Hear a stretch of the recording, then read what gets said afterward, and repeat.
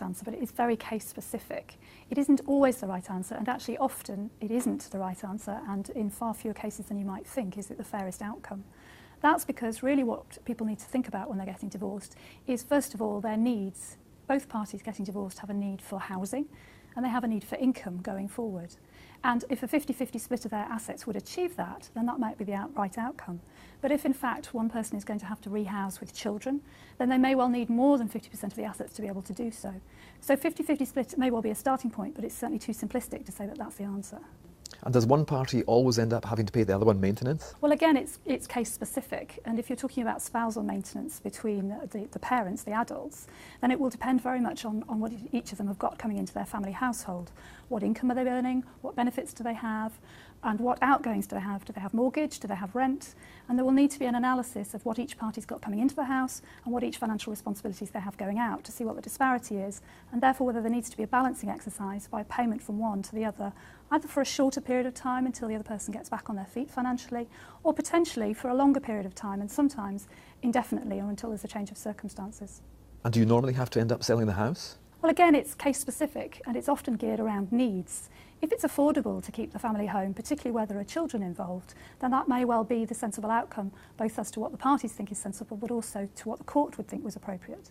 However, if it isn't affordable to keep the house, either in terms of paying the bills, the mortgage, the other outgoings on the house, or because it simply ties up too much of the capital and doesn't let the other person start again and rehouse, then it may be that a house would have to be sold. So it's very case specific. These are quite big things. Do you specifically have to go through the courts to actually reach decisions on all these issues? No, you don't have to go through the courts, and as with it's often the situation on many of these family law issues, it's sensible to try and keep the courts out of the equation if at all possible. The best answers to these sorts of difficult questions are often those which people have managed to come up with themselves. But they do, having said that, need to be guided by the sort of approach that a court might take, or all of the issues that a court would look at, to make sure that they've covered everything off and really come up with something that's fair and that can, if possible, be ratified by a court, so that they both know financially going forward they have a deal and an arrangement that's going to stick and they can get on with their lives knowing they've got some financial certainty. To what extent does it make a difference, say, how long a couple have been married? Yes, it does make a difference, mainly because people tend to either mix their finances together if they've been married for longer, and their finances have grown up and developed together, so their finances are very intermingled. From the perspective of a court would regard the arrangements for finances when people get divorced quite differently if people have been married for a very short period of time, maybe a year or two, to how they would look at it if people have been married for 15 or 20 years. Again, the needs of the parties are very important, particularly if there are children. But if it's a short marriage, you may be looking more at dividing up what wealth has been developed during the marriage or giving people back the finances that they came into the marriage with.